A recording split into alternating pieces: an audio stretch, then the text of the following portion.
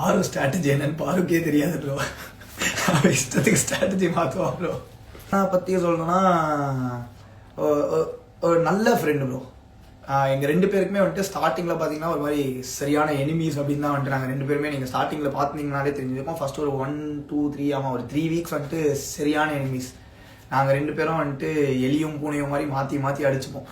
அதுக்கப்புறமா ஒரு ஒரு கம்ஃபர்ட் ஜோன் ஒன்று எங்கள் 2 பேருக்குமே க்ரியேட் ஆகி அது வந்துட்டு ஒரு மாதிரி பயங்கரமான ஒரு ஃப்ரெண்ட்ஷிப் பாண்டில் தான் வந்துட்டு போச்சு. நீங்கள் பார்த்தீங்கன்னா அதுலேயே நான் வந்துட்டு சொல்லியிருப்பேன். அது உள்ளுக்குள்ளேயே வந்துட்டு ஒரு மாதிரி நாங்கள் 2 பேர் தனியாக உட்காந்து பேசுறதெல்லாம் பார்த்து அவங்க வந்துட்டு ஒரு மாதிரி ஒரு ஒரு ஆங்கிளில் போயிட்டாங்க. இவங்க 2 பேர் லவ் பண்ணுறாங்க அப்படின்ற ஒரு ஆங்கிளில் போயிட்டாங்க.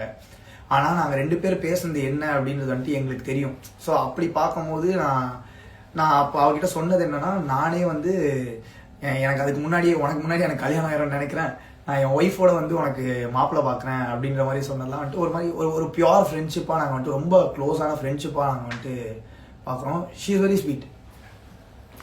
ஆதையோட இருந்தது எனக்கு டிஃப்ரெண்டாவே தெரியல. கிஸ்ஸே பண்ணல ப்ரோ, அத கிஸ்ஸே கிடையாது. ஏன் இங்க தான் பண்ணணுமா? பிக் பாஸ் நிகழ்ச்சி வந்து ரீசெண்டாக தான் எஃப்ஜே வெளியேற்றப்பட்டாரு. இந்நிலையில இதை தொடர்ந்து பல சேனலுக்கு இன்டர்வியூ கொடுத்திருக்காரு.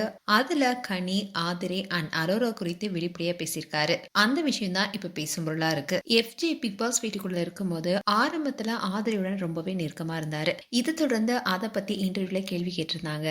அதாவது நீங்க ஆதிரையுடன் லவ் கண்டென்ட் கொடுக்கணும்னு நினைச்சீங்களா, அதனாலதான் ரொம்பவே நெருக்கமா இருந்தீங்களான்னு கேள்வி கேட்டாங்க. அதுக்கு எஃப்ஜே, நான் ஆதிரையுடன் அப்படி பழகவே இல்லை, அதுவும் அவங்க நான் கிஸ் பண்ணவே இல்லை, ஆனா வெளியே அதை கிஸ் பண்ணதாவே நினைச்சிட்டாங்க, ஆனா அது மாதிரி ஒரு விஷயம் அங்க நடக்கவே இல்லை, ஆதிரையுடன் நான் ஒரு நல்ல ஃப்ரெண்டா தான் நடந்துகிட்டேன்னு சொல்லியிருந்தாரு. அண்ட் கனியை நீங்க அக்கான்னு கூப்பிட்டாலும் ஆனா நீங்க அவங்க கூட இருக்கும் போது நெருக்கமா இருக்கிறதா பலரும் சொல்லிட்டு வந்தாங்க. அதை பத்தி உங்களுடைய கருத்து என்னன்னு கேள்வி கேட்டாங்க. அதுக்கு எஃப்ஜே என்ன சொன்னார்னா, எங்க வீட்டுல எங்க அம்மா தான் எனக்கு நைட்டு குட் நைட் சொல்லிட்டு போவாங்க, அதே மாதிரி தான் கனியக்காவும் என்ன பாத்துக்கிட்டாங்க. பிக் பாஸ் வீட்டுக்குள்ள இருக்கும்போது ஒரு அக்கா தம்பியா தான் நாங்க பழகணும், ஆனா இங்க வெளியே இருக்கவங்க அதை தப்பா பேசுறாங்க, ஒவ்வொருத்தர்கிட்டயும் நாங்க அக்கா தம்பியா தான் பழகணும்னு போய் விளக்க முடியாது இல்லையா, நாங்க அப்படிதான் பழகணும்னு சொல்லியிருந்தாரு. அண்ட் நடுராத்திரியில ஏன் நாய் குலைச்சதுன்னு கேட்டிருந்தாங்க.